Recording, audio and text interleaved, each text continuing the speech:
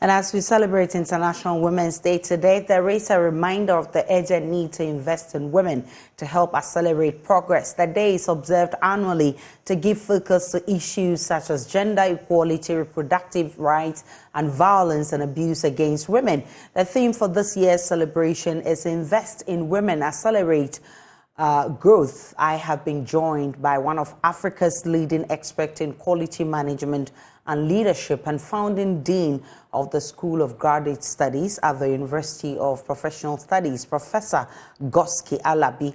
Always refreshing to have you, Prof. Very much, and thanks for inviting me to join the conversation today. Well, so let's start the conversation by picking your thoughts on the retention of Professor Jane Nana Agyemang as running mate of the NDC's flag bearer. It must be heartwarming. Absolutely, and a happy Women's Day to all of us.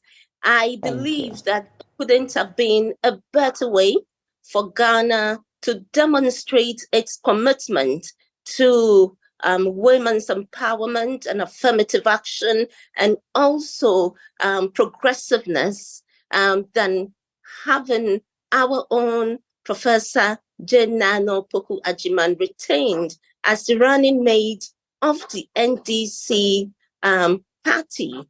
We are very happy.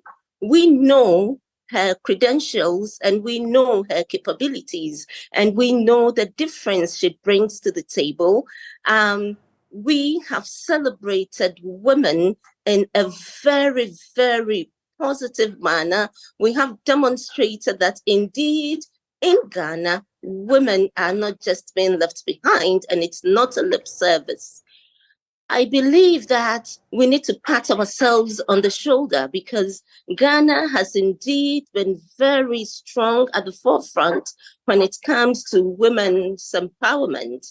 Firstly, we have had several Chief Justices who are women. We've had the Georgina Woods, the Sophia Kufus, and we have now another woman Chief Justice. We've had a Speaker of Parliament who is a woman in the Fourth Republic, and now we have Professor Jane Nana Agyemang as the running mate and incoming Vice President of the Republic of Ghana come 2025. And so what I would say is that, yes, it is important that we have the legal framework and infrastructure firmly in place to support women's empowerment. But in addition to that, preparation is important. We need to ensure that younger women are psychologically prepared to take leadership roles. We also need to ensure that a lot of the barriers are broken, particularly when it comes to women's participation in politics, our representation in Parliament, and also our representation at the local government level. But one of the critical things is our perspective of women who venture into politics, the kind of name calling, the kind of insults, the kind of shaming, the way we portray women who go into politics ought to change. It has to be more supportive than the kind of attacks we rain on our sisters and mothers who try to venture into politics in Ghana. In addition to that, I think that a mentoring system that is very deliberate ought to be put in place. And lastly, I would like to touch on female reproductive health. That is very important because if we have to improve on the gross enrollment ratios of women in the tertiary education level, then we really need to tackle female reproductive health. Teenage pregnancy. We are not talking enough about teenage pregnancy lately. This is something that we really, really need to focus on and ensure that many more females are going through secondary school entering tertiary education and they are able to go through tertiary education and get graduated. We also need to ensure that employability is key for these women. And that is where we need to encourage not just, formal workspaces, but we need to really support entrepreneurial initiative and make sure that we are strengthening a lot more women in the informal sector in Ghana. Of course, that conversation is something that we'll be delving much into, and I'm happy you talk about the representation in Parliament. Right now, it is not something that is encouraging. But let me start with you as one of the women blazing the trails out there, taking up leadership positions and delivering with excellence. How would you describe the progress made so far in terms of getting women up there? I mean, I have already mentioned that we have had several women who are Chief Justices in the Fourth Republic.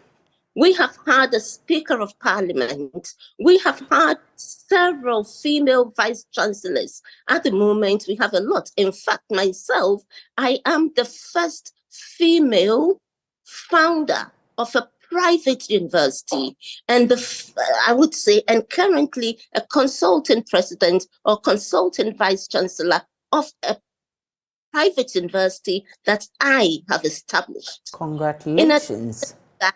We have Professor Jenana Opoku Ajiman, who has just been retained as the running mate.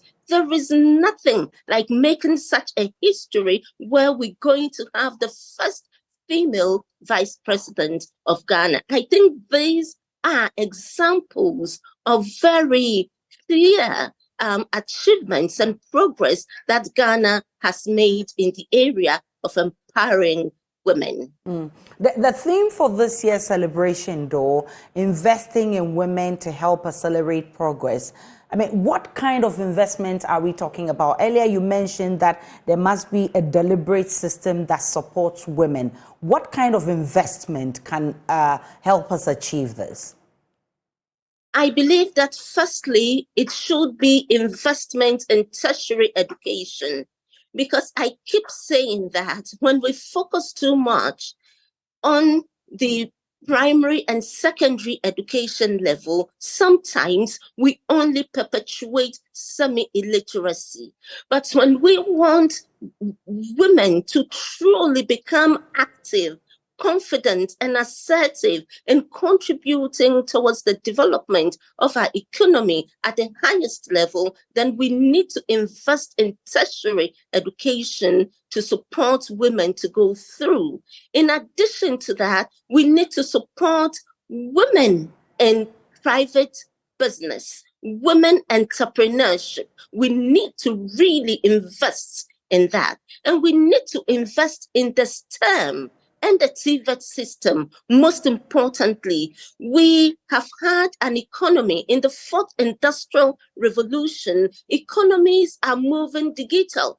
How well are we preparing our women to actively participate in the digital economy? And so it is important that we realize some of these areas where we can actually venture into to ensure that women are very well equipped with new thinking, with new skills to be able to participate effectively, but also in the field of entertainment and journalism. Women are doing so well. We only need to ensure that we are engaged not only in global citizenship orientations, but we're giving digital citizenship education to our women so that we know how to engage digitally on the social media platforms, what to believe, what not to believe, and the understanding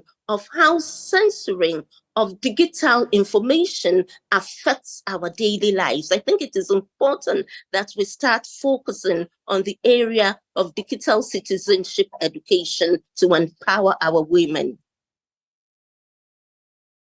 That's very interesting there. And I want to go back to that conversation about women representation in parliament. A recent UN report pegs the progress on women's representation in national legislatures as globally as slow and mixed for year 2023, registering a growth of 0.4% over the preceding year. In Ghana, there are only 40 women out of the 275 parliamentarians with, 20 from each side. This certainly is not encouraging. And the argument has been that many women do not like putting themselves up for the job because they like to be in their comfort zones. Do you subscribe to this? I believe that to a very large extent, to the extent that I've had some conversations with younger males, and I asked them, would you encourage your woman to go into politics? Many of them will say, not at all. Why? You want my family to be disgraced? So this kind of social kind of system that we have where women who venture into politics are viewed in a certain light would have to be reset. We need a paradigm shift. We need to start looking at women who go into positive as women who are bold and confident. We need to create the environment where women are truly free to enter into politics. And while they engage, I want to use this platform to call on women to support women. To be honest with you, it is only lip service a lot of the time. Women would say, we want women. But when women are put forward, oftentimes we don't find women supporting them genuinely. We need to ensure that we encourage women to support women genuinely. I want to mention an example of some work that I did in 2012, where I happened to engage with key women in society. Our lady of blessed memory, Professor Ramadi, I spoke to Amataidu, and a host of women. And what they tell me is that when they are getting to the higher levels, the men gang up against them. Recently, I spoke to a forerunner professor, female professor in the University of Ghana, and she said to me, Prof, that is as true as it was then as it is now. And I said, wow, the men gang up against us. Why can't we also gang up against them? Because after all, we are equal numbers. But this is what she said. She said, at the higher levels, how many of us are there to gang up against them? So this is the reality. We need to empower those that are down there to make them understand the power of numbers, so that if some group of people are perceived to be ganging up against women, women can also gang up. But I keep saying that it is strategic for us as women to know how to mobilize and rally support, not only of women, but also of men at all levels. This is critical. This is essential. And I think the game of politics and leadership ought to be taught effectively to women so that we can understand the power of mobilization, the power of numbers, and the power of good relationships in ensuring that we're able to get ourselves out there. The key... Okay, go ahead. Go ahead, Prof. For me, the key is our ability to break that cultural barrier of name calling of women in politics. It's a very critical point you make there. Women must support their fellow women in achieving this. But how about the men? Have they supported us enough?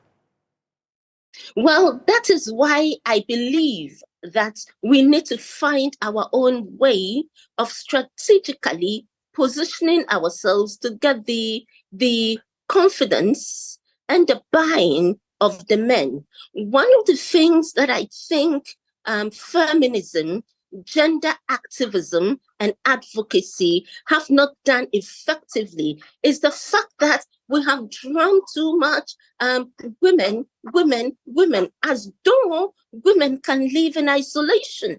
As women, we live in a world of gender, of male, of female. We know of two gender. So it is important for us to understand that we cannot do without them, just as they cannot do without us. And therefore, how do we strategically position ourselves to get their buy-in, to get their confidence, to support us as we move ahead, just as we have our women also supporting us? Then how do we get them to actually understand that, hey, I mean, we move together. You need to support me whilst I support you. Because, I mean, you made mention of all this name calling and making the ground, you know, uncomfortable for women to actually penetrate, especially in politics. Yes, I believe that when it comes to we being able to prove ourselves to the men, we need to ensure that we understand the balance of what we bring to the table. A lot of the time, we as women ourselves have been made to believe that our destinies are in the hands of men. I mean, early enough in life, you find some parents telling women, you need to do this so that you can find a good man. You need to do that so that you can do this, so that you can get a man who can take very good care of you. What about we also taking care of ourselves and taking care of the men? So it is a question about significance. It is a question about value. It is a question about what we bring to the table.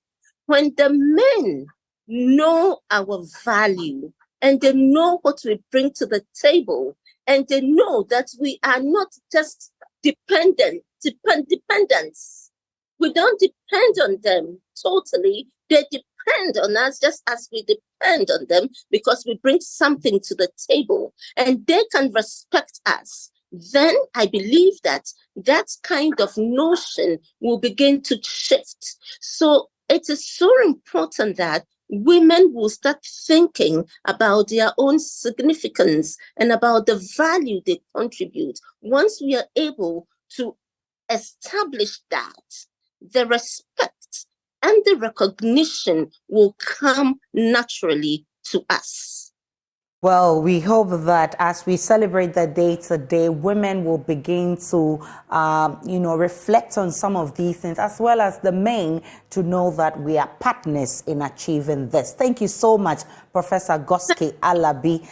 She is one of the leading professors in... Prof, you want to make a point? Women's Day. Thank you. Of course. Happy International Women's Day to you, Professor Goske Alabi. She is one of Africa's leading experts in quality management and leadership, and also founding dean of the School of Graduate Studies at the University of Professional Studies. She's also a founder of the university. She said that you heard her. Thank you so much for passing through. We're still live on Joy News Desk.